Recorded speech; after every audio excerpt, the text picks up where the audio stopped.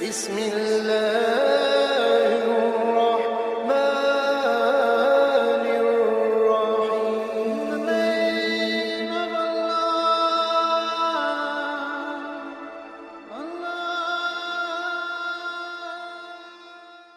حضرت سلیمان علیہ السلام اور ملکہ بلقیس کا واقعہ۔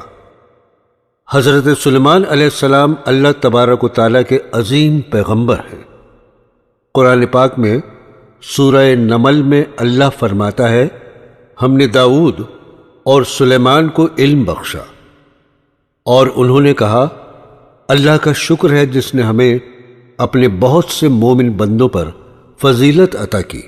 اور سلیمان حضرت داؤد کے قائم مقام ہوئے اور کہنے لگے کہ لوگوں، ہمیں اللہ کی طرف سے جانوروں کی بولی سکھائی گئی ہے اور ہر چیز عنایت فرمائی گئی ہے، بے شک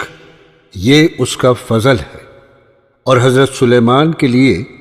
جنوں، انسانوں اور پرندوں کے لشکر جمع کیے گئے اور وہ قسم وار کیے گئے تھے۔ قرآن حکیم میں سورہ سعد میں اللہ تبارک و تعالیٰ فرماتا ہے، ہم نے ہوا کو سلیمان کے زیر فرمان کر دیا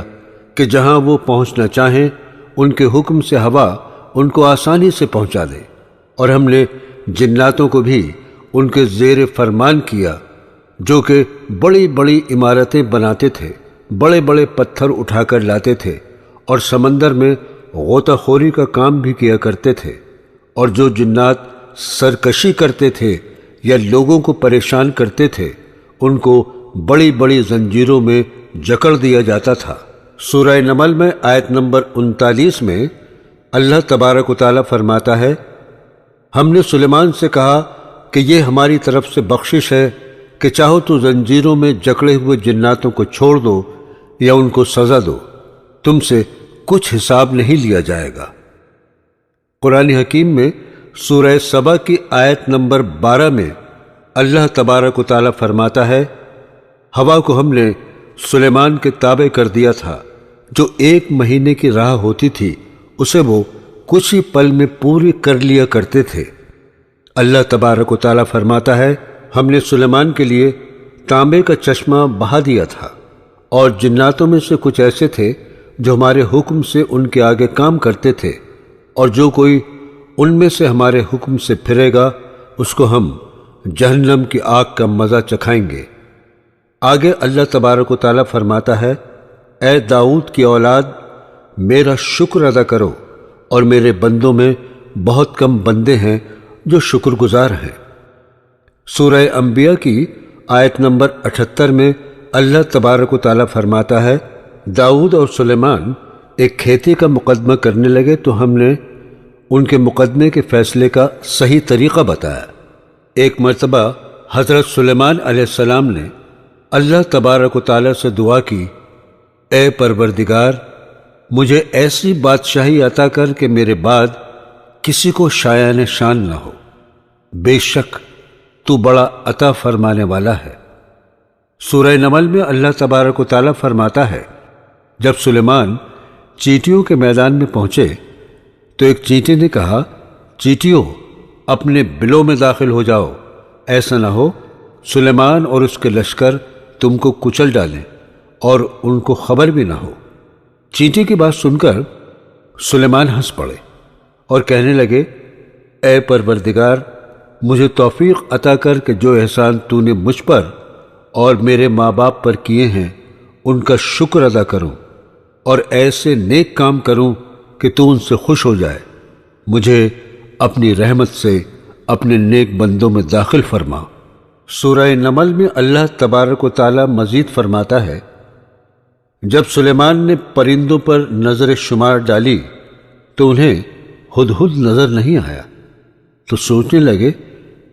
کہیں غائب ہو گیا ہے، مجھ کو بغیر بتائے،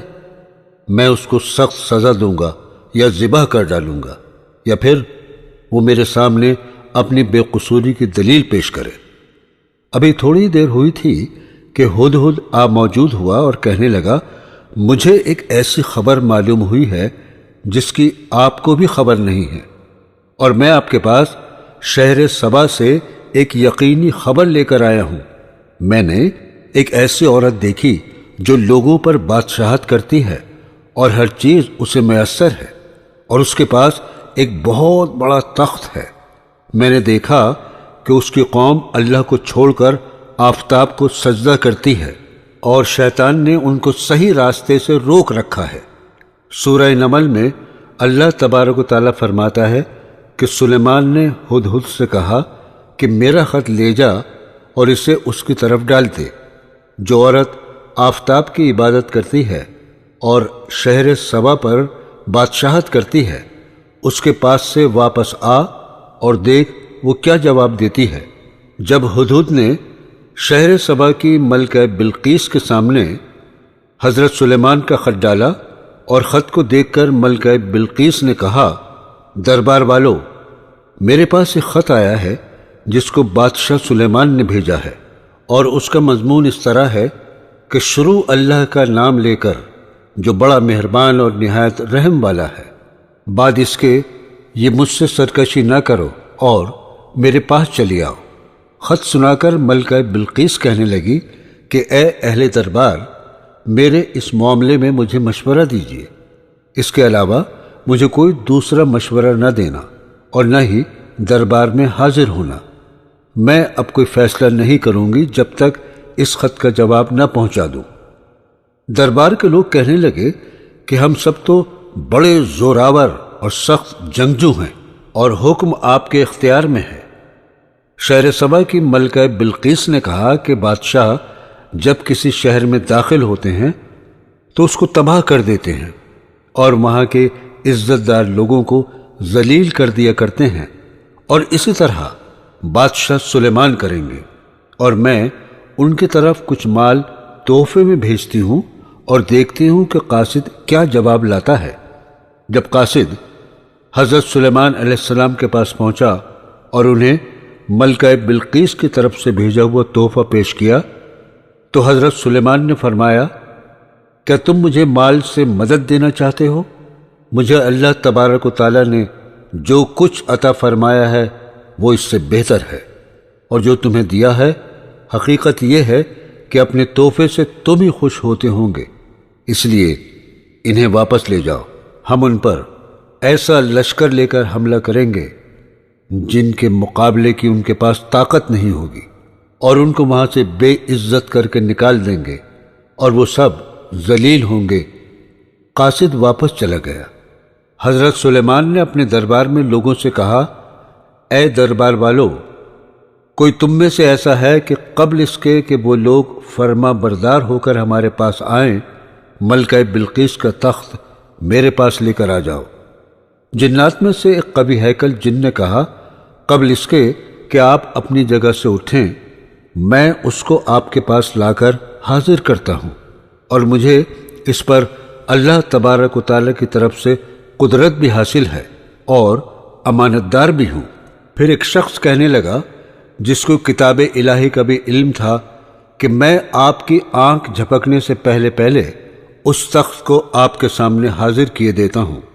بس حضرت سلیمان نے ملکہ بلقیس کا تخت اپنے سامنے دیکھا تو کہا، یہ میرے پروردگار کا فضل ہے تاکہ مجھے آزمائے کہ میں شکر ادا کرتا ہوں یا کفران نعمت کرتا ہوں، اور جو شکر کرتا ہے تو اپنے ہی فائدے کے لیے شکر کرتا ہے، اور جو ناشکری کرتا ہے تو میرا پروردگار بہت بڑا اور کرم کرنے والا ہے۔ حضرت سلیمان علیہ السلام نے کہا، اے لوگو، ملکہ بلقیس کے تخت کی شکل و صورت بدل دو۔ ہم ملکہ کی عقل کا امتحان لیں گے کہ وہ سوجھ بوجھ رکھتی ہے یا نہیں۔ جب ملکہ بلقیس حضرت سلیمان علیہ السلام کے دربار میں پہنچی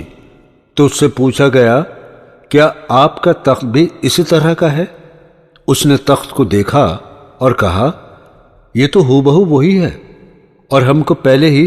بادشاہ سلیمان کی عظمت اور شان کا علم ہو گیا تھا۔ حضرت سلیمان علیہ السلام نے ملکہ بلقیس سے فرمایا، تم اللہ کو چھوڑ کر آفتاب کی عبادت کرتی ہو جو کہ غلط ہے۔ جو اللہ کو چھوڑ کر کسی دوسری چیز کی عبادت کرتے ہیں وہ جہنم میں جگہ پاتے ہیں۔ حضرت سلیمان علیہ السلام کی بات سن کر ملکہ بلقیس نے کہا، اے پروردگار، میں اپنے آپ پر ظلم کرتی رہی تھی، اور اب میں اللہ تبارک و تعالیٰ پر ایمان لاتی ہوں، اور آج سے میں